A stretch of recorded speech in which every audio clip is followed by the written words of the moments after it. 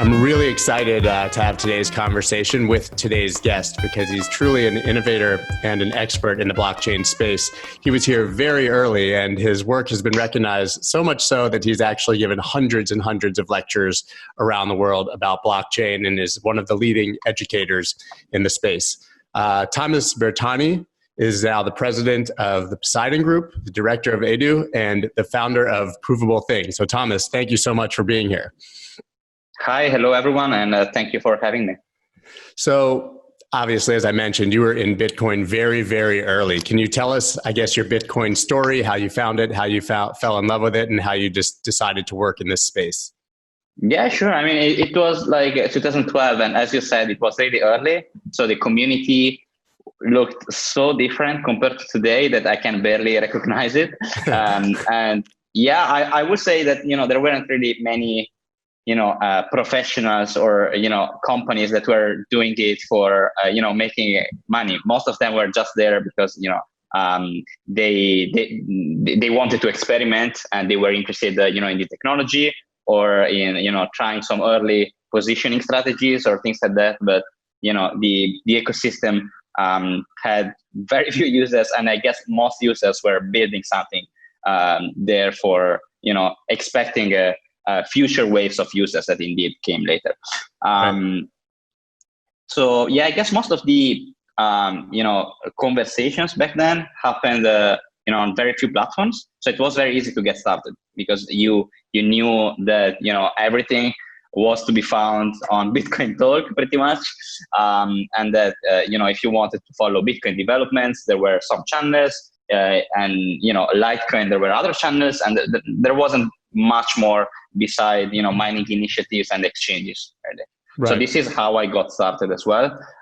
Back then I was working, I have a technical background, and I was working on parallel computing for scientific applications, and that's the same idea that basically gets used for mining on graphic cards, which was a thing back then. So this is how I got started, as I guess most people back then got started with mining or trying to trade Bitcoin, and that was the same for me. And it was late 2012. I remember the price had just gone down significantly, and it was at around $10 back then. Oh my gosh!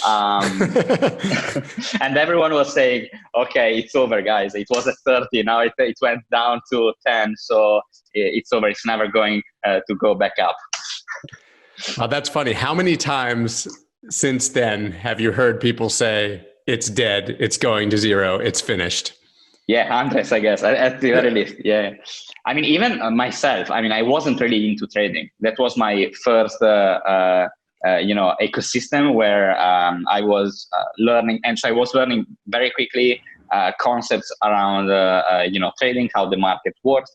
I had no idea, really. And it felt like, falling down the rabbit hole. It was like everything happened so quickly. And I remember just a few months later, the price of Bitcoin started going up. And it was the time where, what did it reach, 200 or something like that, US dollars. And when it started falling again, the same, the same voices came back saying, it's over. It's never going to recover. It's going back to 10 or whatever, or to zero. Crazy. And we hear the same today, right? Yep.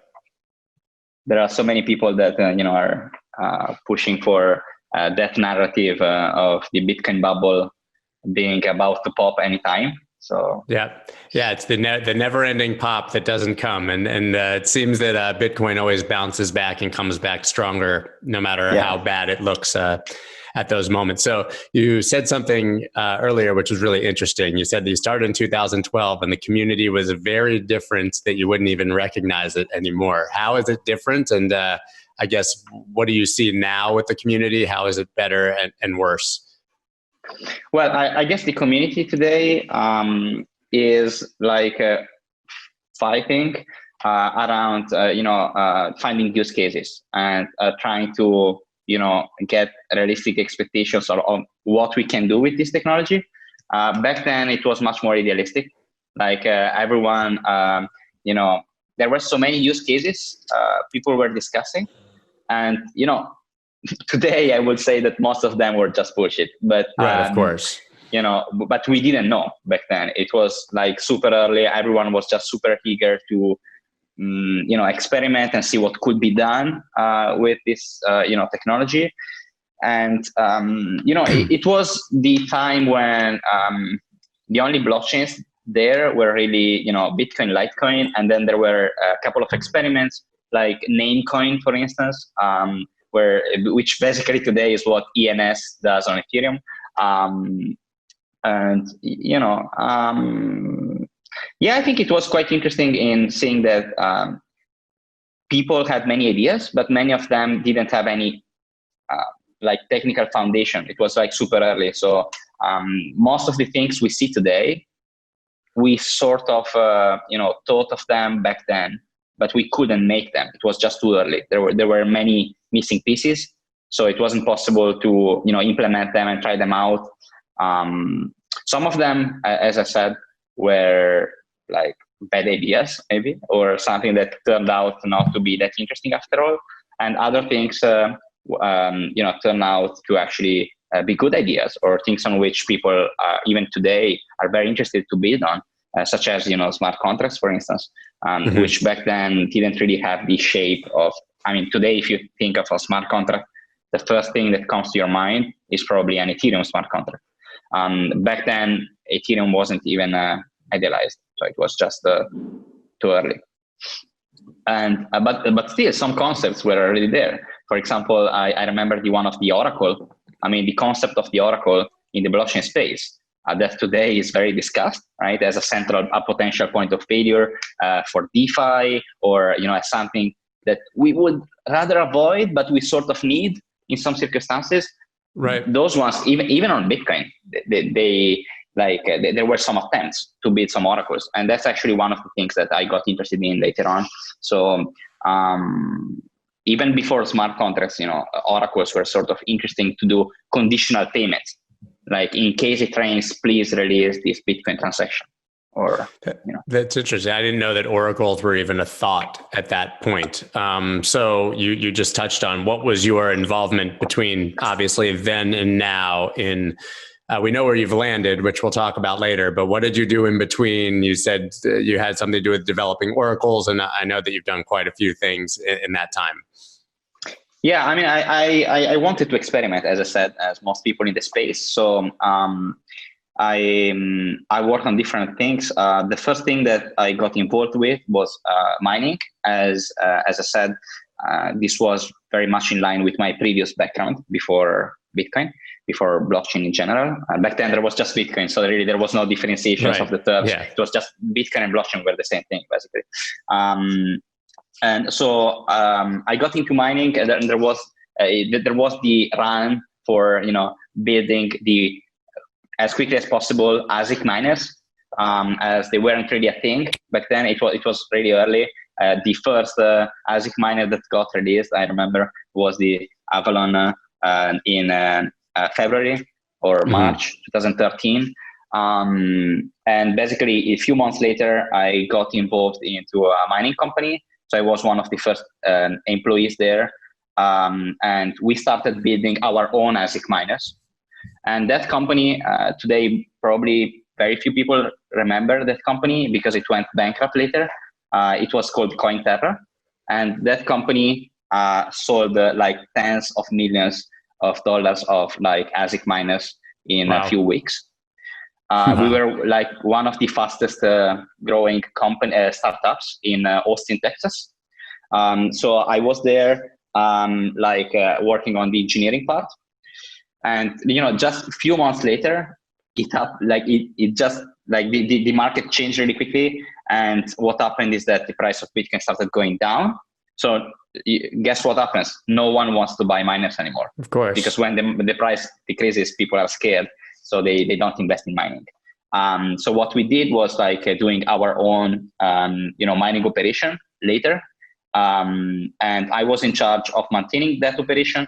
And just to give you an idea, we had thousands of miners across the US. and we had 5% of the hash rate of Bitcoin under our control. So that was a lot of pressure, and it was really hard to sleep at night, you know.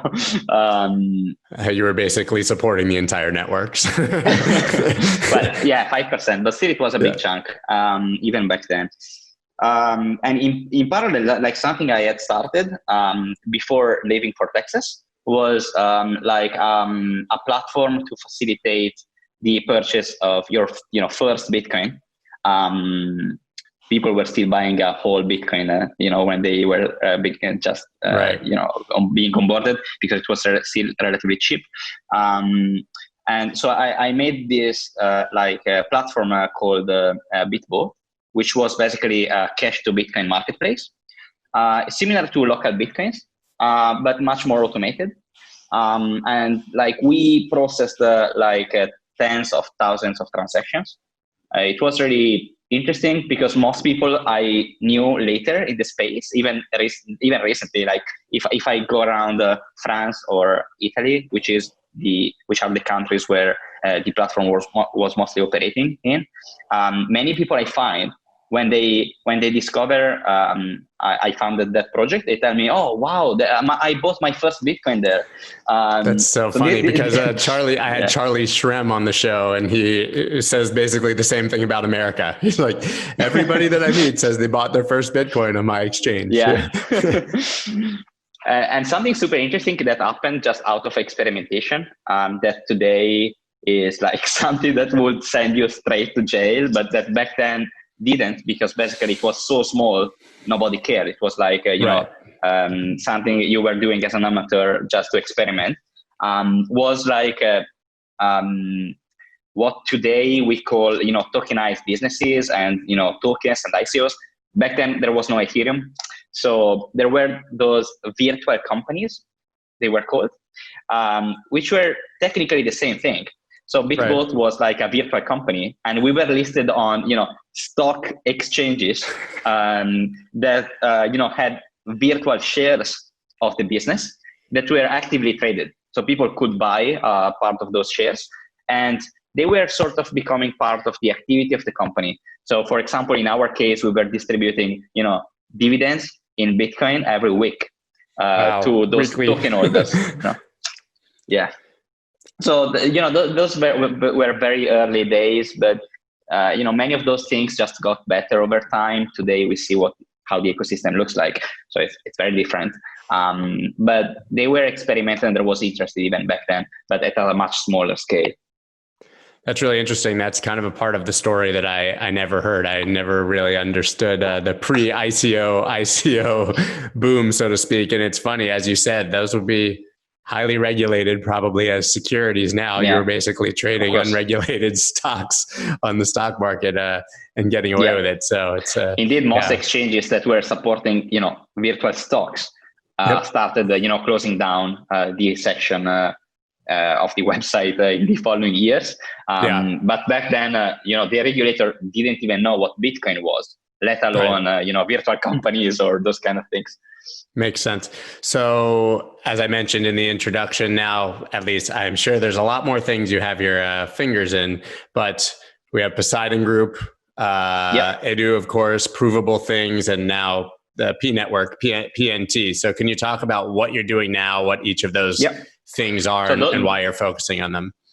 Yeah, sure. So all those things are actually interconnected.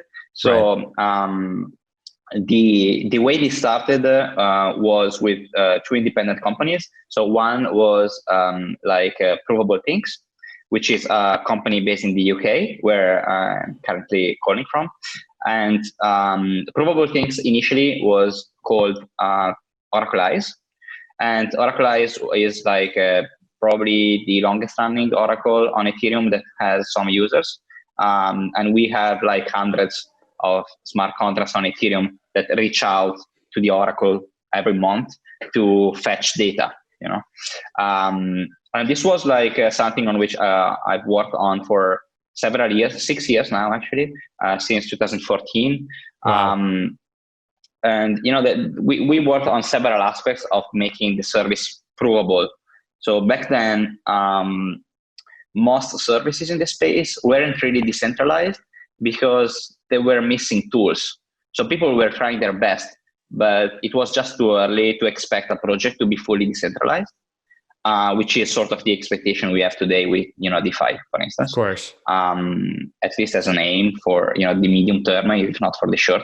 But back then, the Oracle was seen as something that, couldn't really easily be decentralized. And I often refer to it as this weird, beast that basically is a new intermediary in an ecosystem that is trying to get rid of intermediaries, because you don't really want to compromise the security of your decentralized app, but you sort of need someone to send the data, the blockchain. Right. So today we see many examples of oracles that are trying their best to be as decentralized as possible, such as Chainlink, Band, and many others. Provable has traditionally been centralized, so it's not decentralized at the moment. But it sends, along with the data, something to prove that it's behaving honestly. Initially, we call them actually honesty proofs. While now we call them authenticity proofs, because we cannot really prove, it's not something, it's not around honesty really, it's around the data not being tampered with. So, yeah. What happened is that basically, in parallel, another project was started, which was called Eidoo. And Eidoo is like a non-custodian wallet, which started with an ICO in 2017, and with a token called Eidoo. And Eidoo since then has basically finalized everything that was described in the initial white paper. So it paid, a decentralized exchange. It paid many ways to simplify the interaction with a non-custodian wallet. It provides fiat on ramp, fiat off ramp. It has many different things. Even a debit card, which is DeFi, meaning that you stay with your assets in a tokenized form as long as possible till the very last mile. Just at the moment you want to tap your card for doing a payment, or you want to withdraw at ATM, just at that moment the tokens get converted and they enter a centralized component. I personally use the wallet. I love it. Yeah, I mean the wallet is like Ethereum. It supports any Ethereum token, Ethereum, Bitcoin, and Litecoin. And basically, what happened at some point is that we realized that the token economy of Eidoo was sort of old, in the sense that token economies in 2017 were very similar one to the other. Everything was about burning some tokens, or staking wasn't really very advanced at the time as a concept. It was still early. So since then, there has been a lot of development around token economies, and many projects have reiterated and improved their token economies to make them work better. Right. So what we did recently with Eidoo was basically merging the token economy with something else, which we had within our portfolio of companies, which is the Provable Things operations, which include the Oracle we were earlier being discussing about, and the and pNetwork and pTokens. And pTokens is this new project that basically started from our experience building the Oracle, but that aims differently than the Oracle. It aims to become decentralized as soon as possible, and it's all about cross-chain composability. So what we want to build is a system that enables tokens to freely move across blockchains, regardless of the original blockchain where they were created. That's so huge. Bitcoin is very notable example of that, and we know there are tens of projects now, at least, well, not tens, but at least 10 projects that are trying to tokenize Bitcoin and Ethereum. But we believe it's much wider than that. So that's why we have decided, to merge these two projects of Eidoo and pNetwork, so that we can, benefit from the community of the Ethereum of the Eidoo wallet, which is we have tens of thousands of active users every month. So it's not huge, but it's an initial user space that we can leverage. And P tokens and the pNetwork, which is this general purpose wrapper of any token on any blockchain. So we believe basically that it's not important where a given token is, because eventually it will not matter to the end user. They will just want to use a given dApp, and they will go wherever there is a possibility to make money, or wherever there are some use cases that get enabled. So they will just follow the use case. I don't think people will care in a few years as much as today of the technical details or the underlying infrastructure. Of course. So PNT, pNetwork is basically an evolution of all of these things that you've been working on merging together. And the Eidoo token, which I know was widely traded and on Binance, everything, became PNT, correct? Yes, that's correct. Basically, we could have created a new token for the pNetwork for managing the the governance needs of the pNetwork, but we didn't really want to for several reasons. First is that we really didn't want to go through an initial coin offering or anything like that. Right. Second, it's really hard for a governance token to distribute it well. Across the community. We see some initiatives today of yield farming and on that basically try to invent new ways to fairly distribute the tokens. So what we decided to do instead is rebranding and updating the Eidoo token, so that we could use the existing token holders, the existing token holders. Which are when we did the transition, they were approximately 7.3 thousand token holders. So it's not huge, but it's still a relevant number. And the concentration of tokens that we initially had in the company, which sort of screwed everything, because it implied we as a company would have been able to decide everything within the decision making of the company, of the DAO. We just decided to get rid of them. So we did before the conversion of Eidoo to PNT, we decided to burn 28 million tokens, which was approximately 1/3 of the total supply, and it is the vast majority of the tokens of the company, just to ensure the company will not be able in the pNetwork to control everything. So that enables the Eidoo token to become PNT and to have a fair distribution, which is the current one, we believe. And I know that you have a pretty aggressive staking program from what I've seen coming for PNT. Don't quote me on the number because it's in my head, but 42% first year, something like that. Is that correct? Yeah, I mean, that's not a random number. It comes out from a very specific logic that is described in our paper. And basically, the idea is that the companies that were previously allocated to the company that we have burned, which are 28 million, are the ones that could potentially now be redistributed as a reward with the inflation of the DAO. So if you do the math, you find out that basically, assuming the DAO is successful and most people stake tokens within the DAO, the 42% reward of the first year and 21% of the second year, basically cumulatively, they sum up to approximately the amount we have burned. So this is a fair treatment, let's say, for Eidoo token holders that don't see any change in the total supply before and after the conversion in a couple of years. The supply could be lower, but it will never go above the previous level. And it creates a very strong incentive for people to participate into the DAO. Actually, this reward is not just randomly given to people in the DAO. What happens is that people are required to vote, and there will be a frequent voting. We have several proposals already in mind. So the idea is that if people have tokens in the DAO but don't vote. They are not active participants, so they are not contributing to the project, hence they will not be rewarded.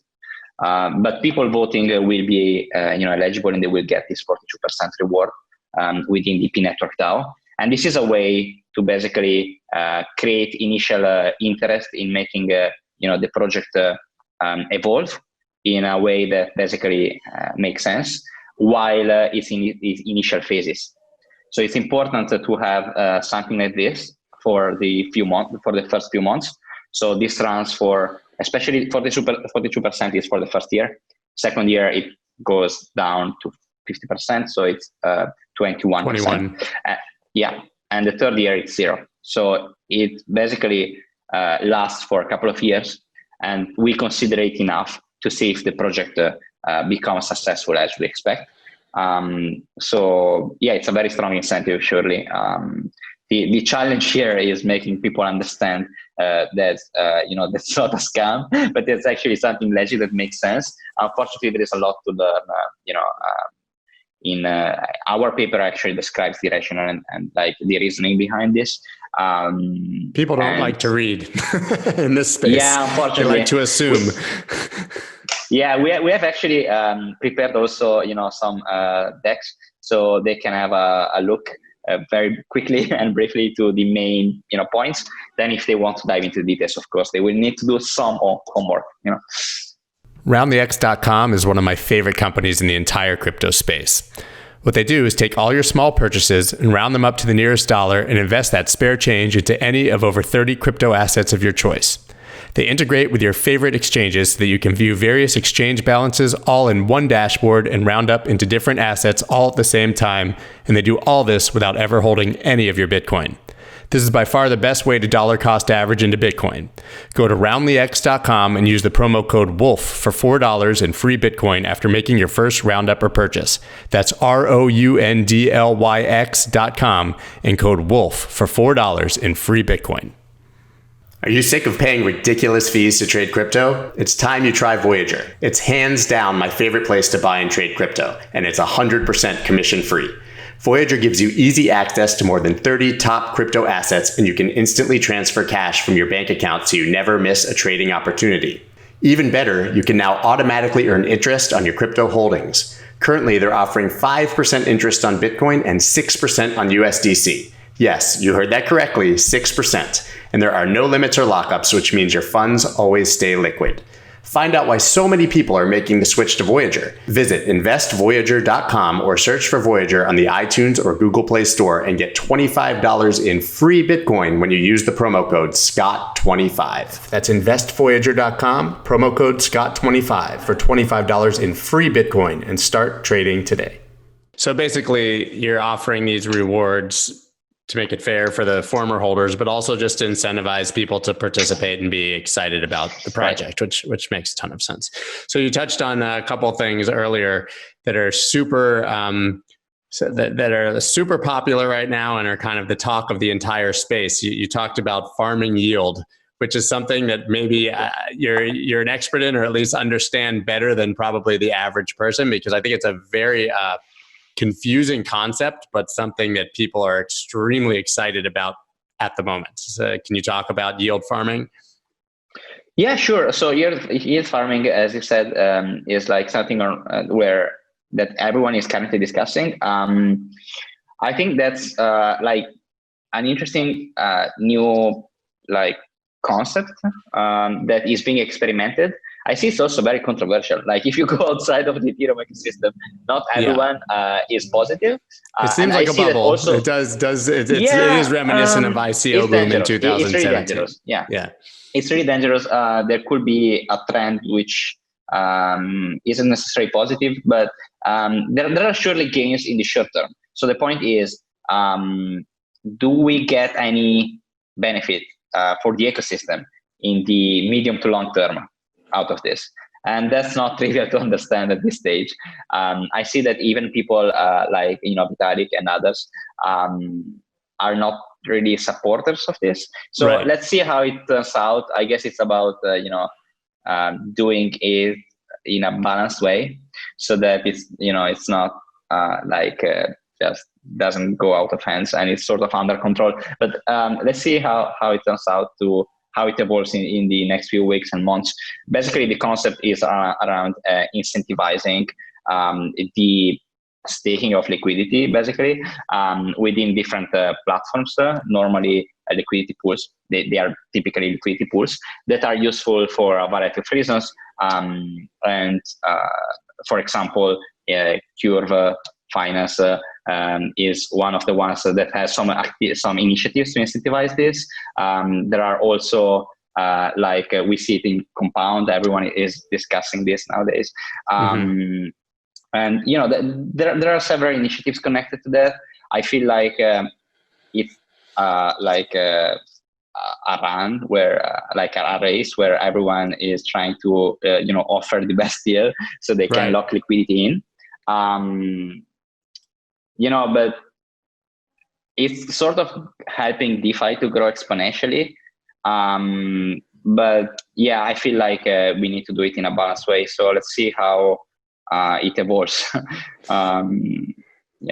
Yeah, when you look at it superficially from the outside, you don't understand it. It seems like people are just lending and borrowing money to lend and borrow the same money at a higher interest rate, and then continue down the chain to keep lending and borrowing at a higher interest rate. Right. So it gives it the outside impression of sort of the Ponzi scheme, the classic. But people are very excited about it, and I know there's more to it than that. It just seems like a very deep dive and very risky. So outside of that, which obviously you said is sort of driving the exponential growth of DeFi, what do you make of the overall DeFi boom and space now? Well, I think it's really interesting to see that DeFi today is mostly seen as the activity going on Ethereum. There are other chains that are trying to, do their best to provide some alternatives. So in general, our approach is the one of staying agnostic to those chains and provide connections across the different chains. Right. We see some DeFi activity even on EOS, which I think is interesting for the flexibility it provides. It's less decentralized, but the critics we see around EOS being too much centralized or not decentralized enough from the Ethereum ecosystem are very similar to the same observations that the Bitcoin community does to the Ethereum one. Right. So I think my point of view, my personal point of view, is that I don't really know if EOS is too centralized or not, but I think we will not be the ones defining that. It will be like users. Once this ecosystem will grow enough and we'll get some actual users, today we are still really small as a community. Once this grows, few orders of magnitudes, we'll see how much decentralization is considered to be enough. Maybe people will not, it's a spectrum, so we don't know how much decentralization will be important. How much decentralized a system needs to be in order to be considered safe enough, basically, censorship resistant and so on. As for Ethereum's DeFi, I see many interesting projects that in the past maybe weren't very successful, but now are, maybe mostly because of composability and the fact that it's possible to do much more now by having projects that interoperate. For example, something that I like a lot because I think it provides paradigm shift for the user experience in DeFi is things like Loopring that are working on ZK rollups and things like that, where basically the UX looks identical potentially to the one of a centralized exchange. Right. Even if you are a trader, you can do I'm not saying high frequency trading, but almost. You can do market making bots and things like that are much more efficient than the one you will be doing on chain, and the cost is just a fraction of it. Within Eidoo, for instance, a tool we have that many users leverage is called Eidoo Swap, which is basically just a general purpose interface, which with a single tap gives access to any liquidity pool, like on Bank or Uniswap, Kyber, and so on. We abstract out all the complexity. They just do, single tap. And, they are complaining now because the transaction fees are so high that they don't understand why they need to spend, $3 or $4 if they want to trade, 20. So, things like Loopring basically fix that. And I'm very optimistic, and I think those technologies will be increasingly important in the coming months. So I read that in 2018 you took over 100 flights. What do you do? Is that all for lectures? Is that for teaching? Is it just business? I mean, what were you doing in 2018 that put you on 100 different airplanes? I've read recently, I think that was yesterday on somewhere in, on crypto Twitter, that people were saying that now we have much more time to build because we are not constantly busy with crypto conferences. Right. And in 2018, there were definitely too many conferences in the space. Peak. And yeah. I was, often a speaker there around oracles. For instance, DevCon, I've spoken at basically all DevCons from DevCon 2 on, and at many other conferences in the space, mostly, to educate the community, showing, what we were doing to improve security of oracles and things like that. And more recently, to explain our work of, P tokens and the pNetwork, why it's important, how it works, things like that. Now, due to, coronavirus, those things are sort of on hold, or they are not happening as much. But in 2018, there was literally, a conference every 2 or 3 days, which was worth attending. Because, maybe 80% of people you already knew and you had met the week before at another conference, but 20%, was different and was maybe just going at sort of local conferences or things like that. So that was useful both for, networking opportunity, and, to as an opportunity to educate the community and to get feedback above all. So you were giving lectures, meeting people, networking, but I know that you've also done a lot of actual teaching. Can you talk about where you've taught or what kind of classes you've taught? Because I know that some of them are very prestigious. Yeah. So recently, in the last 2 years, basically, I've been teaching at the major universities in Italy. Basically, as you can easily guess from my accent, I'm Italian. Even if I've not been living in Italy for no London accent Yeah. Not yet. Well, actually, I moved to London in 2015, so 5 years ago. As it was pretty much impossible to operate, an actual crypto business in Italy. So I moved here, and I moved to Switzerland last year, where the Poseidon Group is based. So basically I spend my time between Switzerland and Italy. Between Switzerland and London. But from time to time, I do some lectures at Italian universities. Mostly around, blockchain use cases, or understanding the trust model of blockchain applications and things like that. And my the narrative that I normally use in those lectures and in my speeches is the one of trying to show that blockchain is unnecessary for 90% of the use cases, but the 10% that are left, is worth working on. So because right now, if you go to universities or in the corporate world, we used to do consultancy to banks and other corporates.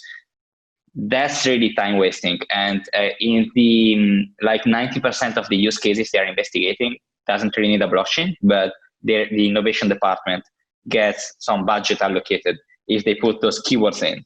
So basically, what I try to explain is to to students normally is like how not to waste their time later on some use cases that have already been tried several times and that are not good fit for blockchain.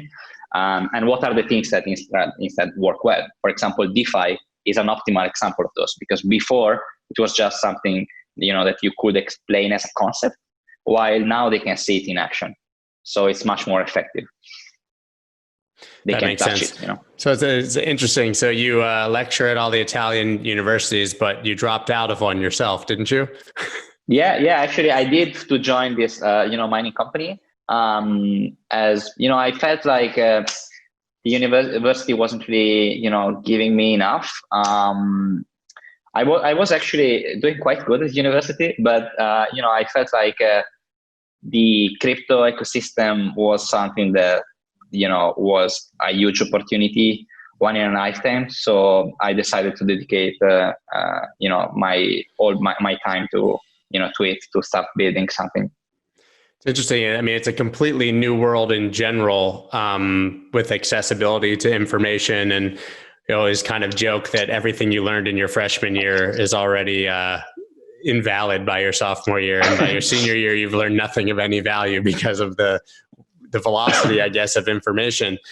And then you compound that with COVID now, where, most students may not even go back to college. They're just going to be learning on their computer anyway. So do you see at this point, having dropped out that long ago and been successful, do you think that conventional educational system is the right path for someone who wants to be in blockchain? Or do you think that there are better ways for an 18-year-old to spend their time and money if this is what they want to do? Well, I guess if someone is interested to get started with, anything blockchain related, today it's both easier and harder than when I started, because when I started, there was just, a couple of platforms. So you knew you had to go there. Right. You knew who the authorities were.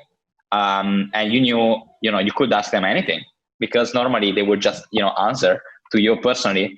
And, you would be able to just understand how those things work and why it was done that way, and so on. Today, it's easier because there are many streamlined processes you could use. So for example, there are university courses, there are books, there are like podcasts, there are newsletters, influencers, people you can follow, and you will learn everything around a given topic. So that's easier because it's easier to digest. Like everyone can, spend just for fun, even, half an hour per day and learn something in the ecosystem that is sort of simplified to them by the experts. While back then you have to do a lot of homework first. At the same time, it's like much wider. So I don't think today you can be, a blockchain expert or anything like that. Back then you could, but you could know everything or almost everything. Now it's pretty much impossible.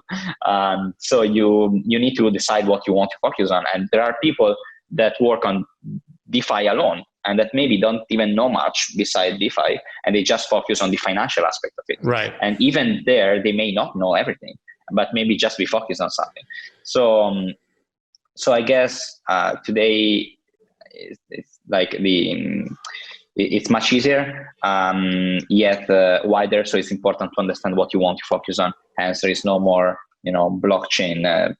Blockchain courses in general could, just explain you the basics, give you the context, but then you still need, to get out, gotta be hands-on, and do hands-on and work hard on the single topic you're interested to dive into and see what works, what doesn't. Also because, as you know better than me, in the last year and a half, the DeFi ecosystem has changed so much that, if you were to buy a book like 1 year ago, it's DeFi, useless.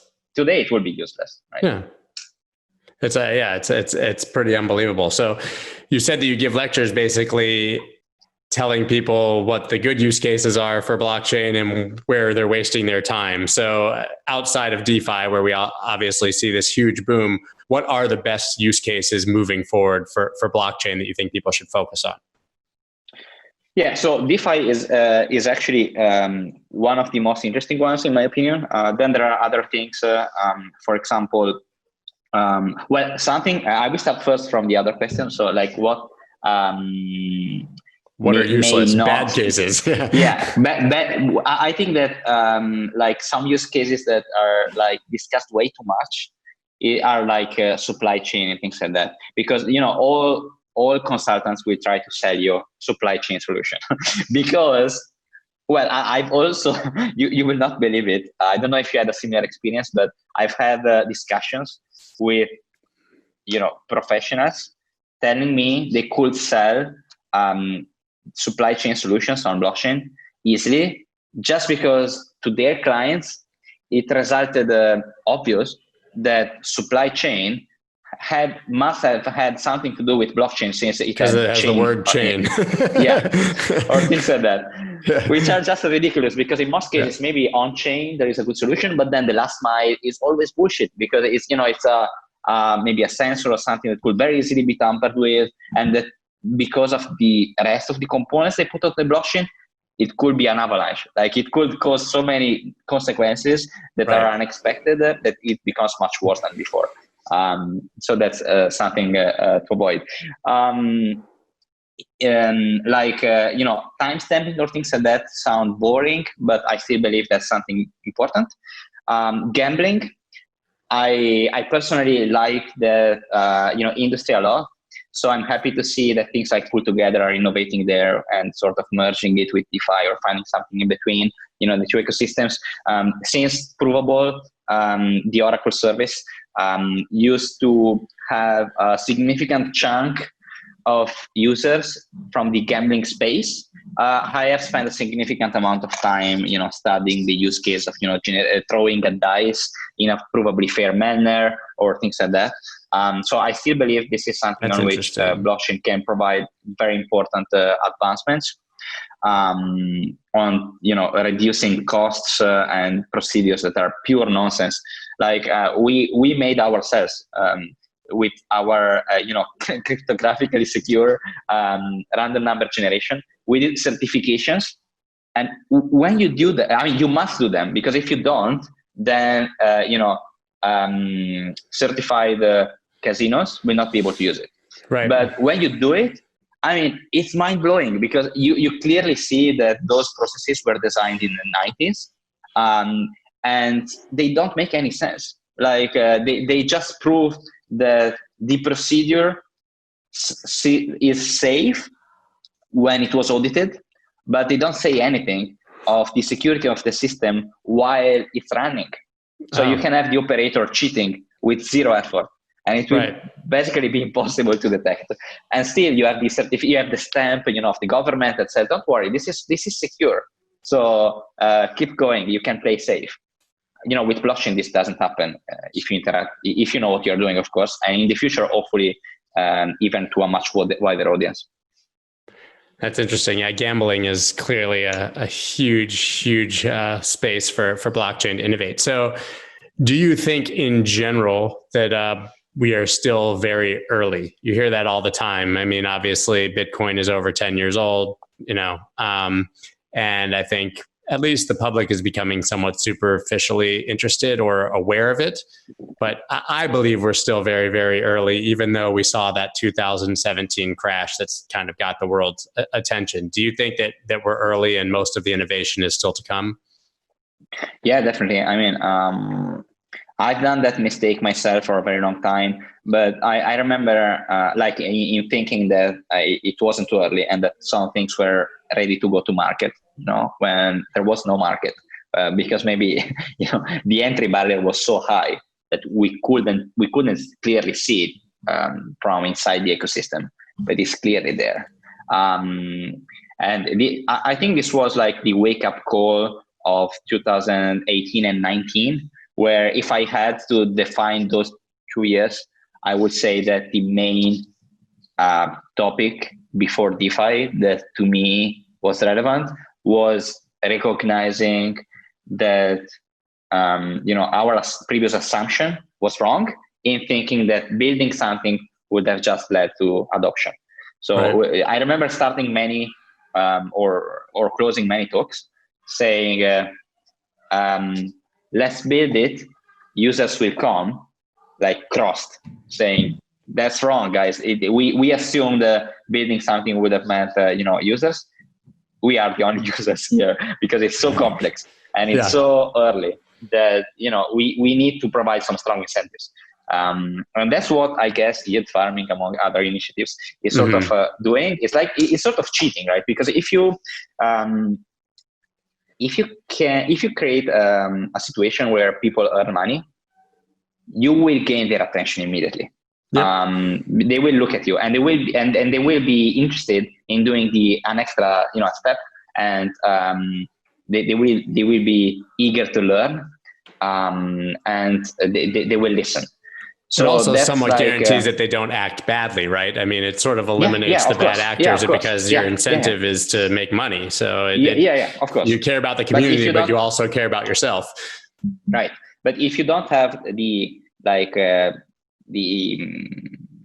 incentive, those people will not even try.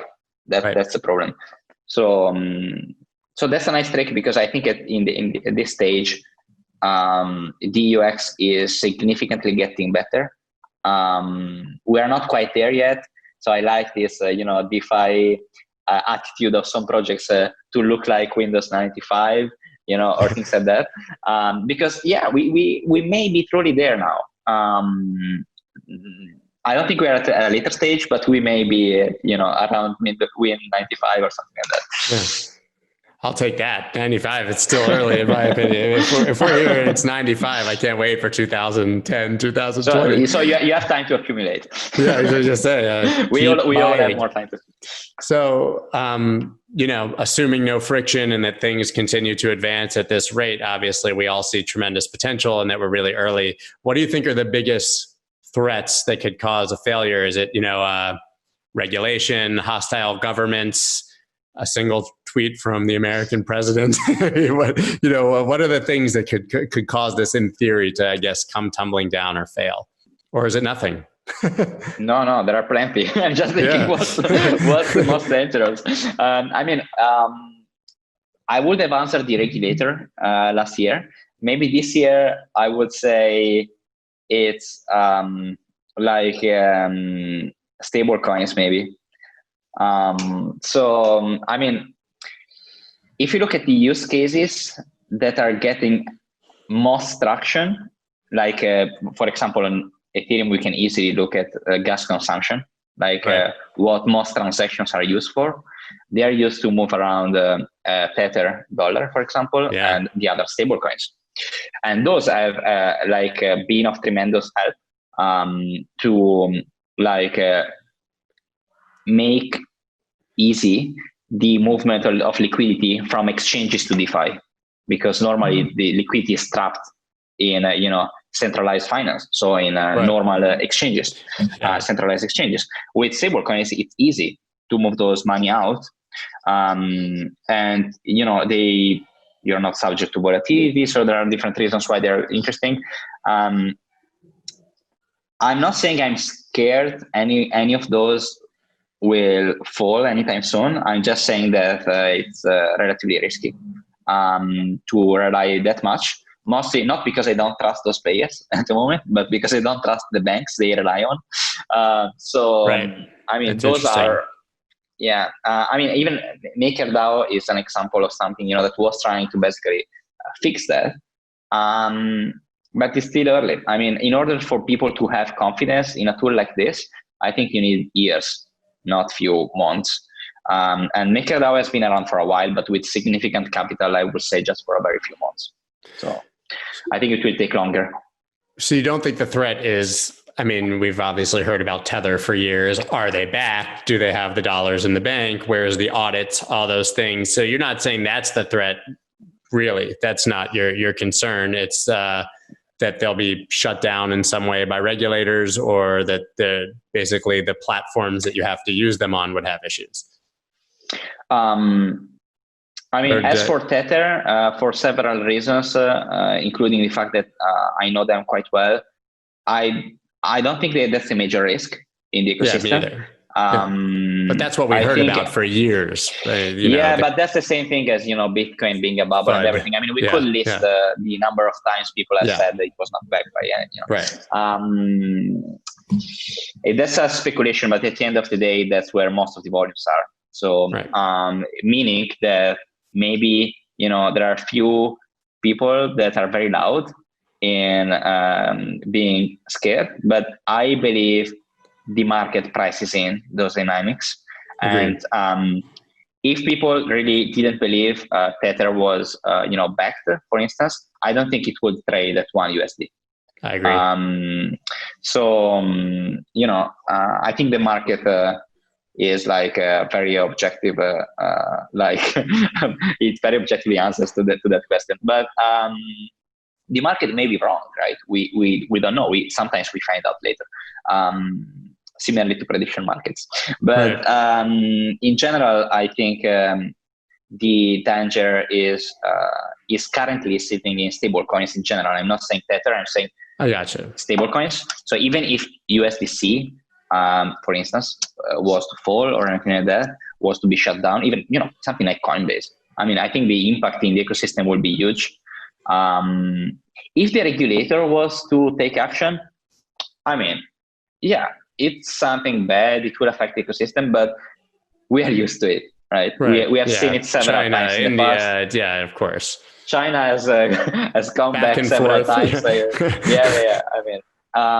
We are slowly becoming immune to it. So, and I think we are improving. So I think one thing that could be attacked by the regulators going forward, maybe DAOs, for instance. But I think this will just result in DAOs improving and getting better and resistant to those kind of attacks. That's great. So what's next for you when all of this is done? What do you see as your future, the next kind of project or a passion that you have that you still want to pursue? Well, as we have seen during the last hour, I spent the last 8 years, basically all my 20s. I'm 28 now, so from 20 to 28. Unbelievable. You're all children in this space. I'm 43. It makes me feel so old when I talk to you guys. And so basically, I spent the last 8 years in this ecosystem, and I hope I will spend the next 8. So I'm not in a rush to move anywhere else because, I see many exciting things, right? I don't know, like VR or AR, many other things. Many things interest me. But at the end of the day, if you stay in the crypto space for so long, you get used to the level of excitement there's and the fast pace. So if you move elsewhere, everything seems extremely slow and boring. And you say, okay, been there, done that. The blockchain ecosystem was just much faster. So I don't think I will go anywhere else in the next future. I have many personal interests beside crypto for my free time, but I'm having so much fun during most of my day with crypto that that's exactly the place where I wish I would be in the next few years.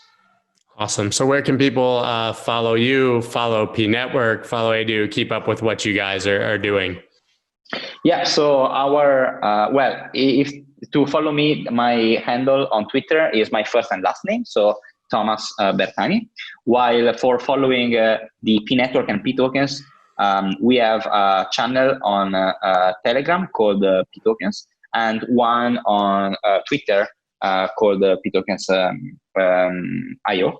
So it's easy to follow our development there, and then all our channels are basically interconnected. So we are starting a Discord channel, for instance, with all the different information around the DAO, around Eidoo, around the next pTokens bridges, and so on. While if people are interested just to follow the high-level interface, which is Eidoo. So basically, what we see as like one of the main gateways for P tokens, the pNetwork, and this ecosystem. The Eidoo channel is Eidoo on Twitter, and I think that's it. Awesome. Well, thank you so much for taking the time to speak with me. I know you're obviously exceptionally busy. Hopefully next time when COVID's over and we can get on planes again, you can take one of those 100 flights and we can meet up at one of these conferences in person and do this again. So thank you again so much, and I look forward to seeing what you guys have coming in the future. Thank you for your time. That's dope.